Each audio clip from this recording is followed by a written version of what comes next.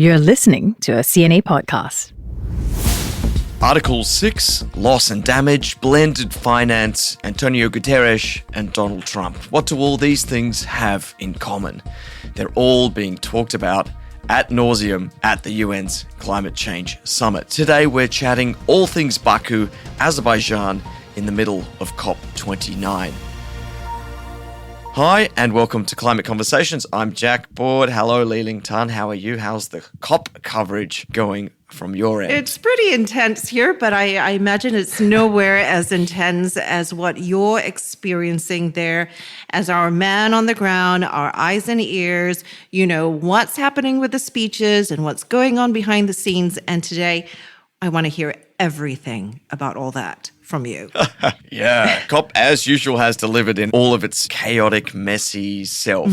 It's always a really interesting thing to cover, but it's super challenging. Imagine you have literally tens of thousands of people turning up from all different types of industries. You've got media, you've got politicians, you've got volunteers. It's like the Olympics, It is. I guess, but just there's no sports going on. There's just like a lot of talking. And yeah, it's been an exhausting first few days. Probably even more so for the negotiators trying to actually get good outcomes here. But yeah, we're off to an okay start.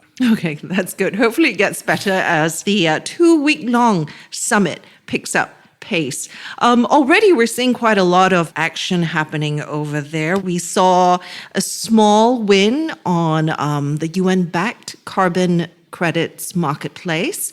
We also have the looming incoming new U.S. president, the re-election happening just days before COP29 kicked off. So we definitely want to hear also about the Trump effect. So let's begin. What are some new developments so far? It's been 3 days, 4 days in now? Yeah, exactly. At every COP, it's clear that the presidency wants to have a win. It wants to show some early signs of progress because I think from their perspective, if the days start to drag on and you don't really have anything to announce, it might feel like the pressure is building on them. So you start to get these little drip feeds of little updates and things that have been worked out behind the scenes. I would say the first breakthrough by the COP presidency is centered around Article 6. Article 6 is part of the Paris Agreement. It's essentially focused on the rules and the frameworks, the mechanisms around carbon trading. So this particular breakthrough is centered around Article 6.4. That means that what we will see is the establishment of this central UN-managed trading hub, essentially, for countries and companies to do their offsets, their carbon trading offsets. Essentially, it's around transparency. It's about making sure that carbon markets are being done correctly. So depending on who you ask, either this is a great, sign of progress, or it's been snuck through by the presidency, just looking for something to show. I spoke to some people here who think that this is the culmination of 10 years of hard work to actually get Article 6.4 working. And you have others who've called it dangerous maneuvering by the COP presidency, and that it will remove some of the state oversight and guardrails around carbon trading, which we know hasn't been working like it's meant to work nearly 10 years since it was put into the Paris Agreement. So this is basically a global carbon market under the oversight of the United Nations, right? It's kind of a multilateral carbon market exchange of sorts. We did hear some backlash about this around how there was a lack of consultation and discussion, and that the UN basically just proceeded, or COP29 just really went ahead and approved this. The other side of that conversation is like, okay, yes, it was rushed, but also we've taken since 2015 to thrash this out. So maybe it's about time to just get it sorted. Yeah. And there's still a possibility that more of those safeguards can be built into this framework. But the COP presidency wants to totally finalize Article 6 here. And I think that would be a significant breakthrough if they are able to do that, just because it's taken so long. And it is a really important way for companies and countries, especially countries, to reduce their carbon emissions and do it in an affordable way. The other thing you mentioned earlier, the loss and damage fund. What can we expect on that front? So as we know, this COP is totally focused on finance. The main intention is to mobilize, if not trillions of dollars, hundreds of billions of dollars. And this new financial framework that the UN and the COP presidency is hoping to usher in is replacing this $100 billion that richer nations are meant to give developing nations. There is some talk that the money in this new collective quantified goal, this headline-grabbing finance that will be mobilized, could actually include some of the money that's being put into the loss and damage fund. So not much progress so far. Sweden announced that it was putting an additional $19 million directly into that fund. That's a drop in the ocean, though. Some progress is good, but $19 million is Just a drop in the ocean. It's not going to move that. Yeah, that's not pushing the needle at all. I mean, we're talking what? Somebody put the figure at $1.3 trillion a year is needed for this, right? Yeah. Right. So, yeah, thank you, Sweden. That's not going to appease the calls, and a lot of those calls are coming from Southeast Asia, in particular the Philippines, who are kind of leading the negotiations around loss and damage, that this is enough money and that the money is coming as it should be. Yeah, and this is of great importance to this region, as you mentioned, because Southeast Asia is the region that's worst affected by climate change events. We've been seeing this a lot in the news, the typhoons that have been hitting here in Vietnam, in the Philippines. So this is something that the region is watching very closely, the loss and damage fund and what comes out of that NCQG, the new collective quantified goal. Let's see how many times we can say that in this podcast. People just switch off whenever they hear that. It's not a good name. We need to talk about Donald Trump. Yes. It's basically hijacked the whole thing, hasn't it? He has. And he's not even here. He's not even the president yet. Trump's impending re-emergence to the White House has upended these talks simply because the US is so important in these discussions. World's biggest economy. A lot of the financial institutions fall under the United States. They are kind of a bellwether for ambition for other nations as well. And we know that they haven't been particularly ambitious in the past and have been an impediment at some moments in time. Donald Trump is going to do everything he can, we understand, to rip the US out of this whole system. Yeah, and going by his historical record, we saw during his first term that he did withdraw from the Paris climate deal, something that his predecessor, Barack Obama, had worked really closely with China to spearhead back in 2015. So the change of government, the change of US leadership really struck a blow the last time, and expectations are that Donald Trump will, in all likelihood, withdraw from the Paris climate deal once again. But that said, I have seen some reports that despite being critical of some renewable energy, he does seem open to nuclear energy, for example, as a cleaner fuel alternative. So does this mean, is there a small chance he might be a little bit more open to the U.S. involvement in global climate action? No, you're shaking your head? No, you don't think so? I'm shaking my head. No, I don't believe that he believes in this process.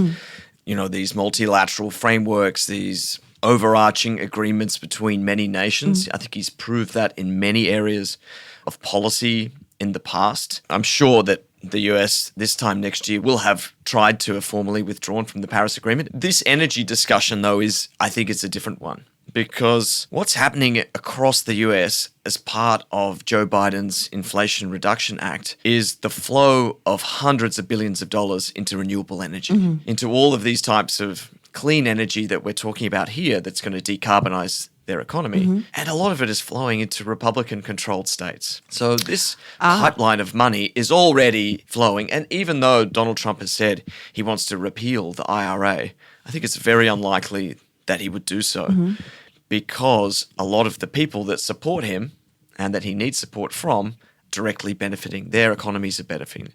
So I think this is a very different time to 2016. From an energy perspective, it's pretty hard to stop what's happening in that space. Trump has talked about deregulating the oil and gas sector, for example, allowing them to expand their outputs and, burn, what does he say? Oh, drill, baby, drill. That's right. Yeah, that's what he said. But under Joe Biden, the output from the oil and gas sector in the US has never been bigger. Fossil fuel sector has not slowed down. They haven't been curtailed by the IRA. So I think there are two different discussions here. One is the global leadership that the US can bring to these types of forums and the level of ambition that drips down to other countries because the US is not part of the conversation, potentially going forward. But then what's happening in the US, I'm not sure Trump's going to change that too much. What are people saying on the ground there in Azerbaijan, though, about the Trump re-election? What's the buzz? It depends who you ask. So if you speak to people from our part of the world, I think they are quite worried. It's not a good sign that a reliable partner now appears to be unreliable. If you heard the words of John Podesta, who is the US climate envoy, who was here leading the US delegation, he described the election loss as bitterly disappointing. He says that Trump is going to U-turn, is going to reverse course on climate action, but he believes that climate change action will remain a commitment for the country.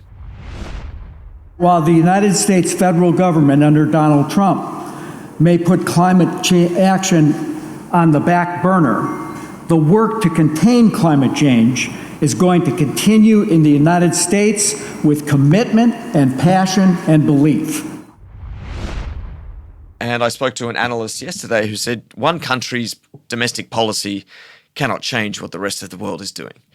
You have nearly 200 other countries here. You have huge private finance vessels. That's what pushes the needle. So Trump may be an impediment, but there's still some optimism that, firstly, the Americans haven't fully left the room yet, and that mobilizing this finance, which is what this COP is all about, can be done without the White House on board. Yeah, that's the private sector. They're driving a lot of the progress as well. None of this can be done without the private sector, right? We're talking trillions of dollars.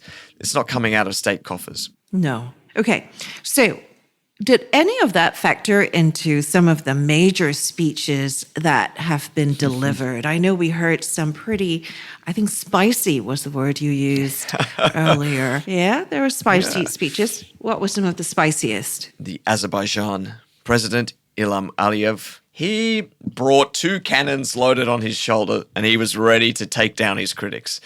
And those critics were the fake news, they were the Western world, the United States, the European Union, NGOs, the media. It was incredible. It's a gift of the God. Every natural resource, whether it's oil, gas, wind, sun, gold, silver, copper, all that are natural resources. And countries should not be blamed for having them, and should not be blamed for bringing these resources to the market, because the market needs them. The people need them. Although it was a surprising decision to make that kind of speech at the opening of COP29, he did lay out a lot of the issues that Azerbaijan is having and some of their concerns about the criticisms that have been inevitably cast their way. He talked about double standards and again repeated his line that fossil fuels are a gift from God. Countries like his are not the biggest emitters in the world. They shouldn't be lumped in with the countries that have historically caused a lot of the climate damage that we're seeing. And it's hypocritical for people in the European Union who are buying Azerbaijani gas to say that, oh, you should stop producing that gas that these economies now rely upon. So, yeah, I did enjoy some of his pointed remarks. Whether they went down well with the global community, I'm not sure. It was surprisingly candid and controversial. But what about Guterres? He spoke after, didn't he? So you had first the Azerbaijan president saying that we should keep using fossil fuels, we should keep extracting resources. And then Antonio Guterres following directly after that speech. So that was kind of an interesting contrast. And you spoke to Guterres, a month or two ago before COP, and he likes to use this very colorful language full of metaphors, descriptions. Yes. Yeah, he loves all of that. Exit the highway of climate hell. Right. Yeah. He called the doubling down of fossil fuels absurd, right? And that basically the ship has sailed on the clean energy revolution and that nobody can stop it anymore. He leant into a lot of the messages around financing, saying that the world has to pay up or humanity will pay the price. Take a listen to a little bit of what he had to say. There is no time to lose. On climate finance, the world must pay up or humanity will pay the price. Excellencies, in this crucial period, you and your governments must be guided by a clear truth. Climate finance is not charity. It's an investment. Climate action is not optional. It's an imperative.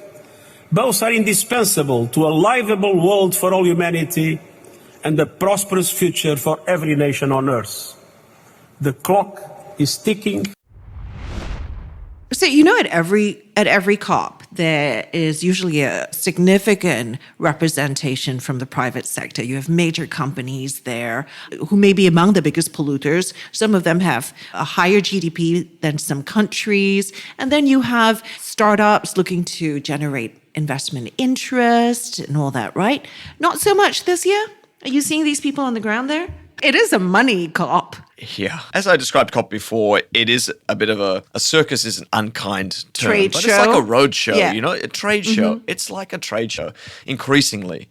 And Baku has not escaped from the trade show vibes at all. I think there is seemingly less presence of some of the top level executives from these banks, from these companies. But I think there is still representation there from the private sector.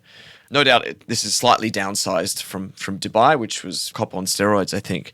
But walking around the huge venue, there is the presence of plenty of NGOs, lots of organizations, lots of companies. Everybody's here for a piece of the action. Piece of the pie, too, I imagine. Yeah, the Azerbaijan president was keen to point out that more than 70,000 people have registered. And he railed against that in his speech as well, saying, the fake news and the Western media told you to stay away, but look, you've come and there's 70,000 people here. And there was about 80,000 in Dubai, I think, officially registered. No, I see the provisional total, 97,372 delegates last year. So that's interesting. So slightly less, but that's not unexpected, right? Because we knew this was a technical COP. The attendance here is less than Dubai, but it's bigger than any other COP before that. Oh, really? Oh, that's interesting. Okay. And all eyes to Brazil, I guess, already, which is interesting. Lots of people talking about Brazil and talking about what countries are doing for that, which is funny when you're still in the middle of one summit. The Brazil COP is going to be huge, right? It's 10 years since the Paris climate deal. It's kind of like another stock take like it was last year, where people will be doing a little bit of a assessment on where they've come and how to ramp up their ambitions with the NDCs, which are, of course, the nationally determined contributions. Yes. I guess just to pick up on that point, I spoke to one analyst yesterday who said, we don't need more ambition. We don't have an ambition crisis. What we have is an implementation crisis and a financing crisis. Ooh, that's a good quote. So even if countries do come to Brazil with greater ambition, which of course is needed and welcome, none of this actually matters if you don't have the means to pay for it. And that's what this COP is about, is trying to enable the means to pay for it and generate that money to pay for it. Now, before I let you go, Jack, I do want to ask about the youth representation. Every COP, we hear a lot about the young people who are there. We had Greta Thunberg that grabbed headlines years ago. We're not hearing so much these days about the youth voice, are we? There are young people here. Yeah, of course. Most of the countries, as part of their delegation, would like to bring champions of youth. Singapore, for example, brings a small little cohort of some of their youngest and finest and brightest to come and experience what COP is all about. I think what you see less of here, and that's just the nature of the location, is there's less activism. And young people like to get out and march. We saw that probably the last time was in Glasgow 4 years ago, that you actually saw people on the street making demands of people who were in the summit. And simply by having COP in Egypt and then in the UAE and then in Azerbaijan, you just don't have a very mature civil society, nor do you have very simple ways to express yourself in public. There are pretty limiting laws here for people. There's many criticisms around freedom of expression and the free press. So I think it's natural that we don't see youth activity as loud as other places. And Greta Thunberg has been one to really criticize this whole process and Azerbaijan as the host. She's been vocal too, yes. She has been, yeah, but not from here. So interesting to see whether we see a change in that as we go to Brazil and then as we go to Australia after that. Okay. All right. So we have how many more days before the end of COP? Assuming there's no spillover, we have a week We have, 10 days? Week and a bit. Week and a bit to go. All right. Yep. So looking ahead, we're going to keep our eyes on negotiations on loss and damage, as well as on Article 6. There's one pending aspect of that, Article 6.2. Don't you just love geeking out on Article 6, Jack? I absolutely do not. I do not. So Article 6.2, and that's on the rules of engagement around how countries trade carbon credits with each other. All the fun stuff. But yeah, do stay tuned to CNA, TV, online, YouTube. That's it for this episode of Climate Conversations. Thanks, as always, for joining us. Thank you, Jack, for joining us from Baku, Azerbaijan. And we will speak to you again next week. I'm Liling Tan. And I'm Jack Board. Thanks, as always, to the team that put together this podcast. Sayer Win, Tiffany Ang, Janani Jahari, and Crispina Robert.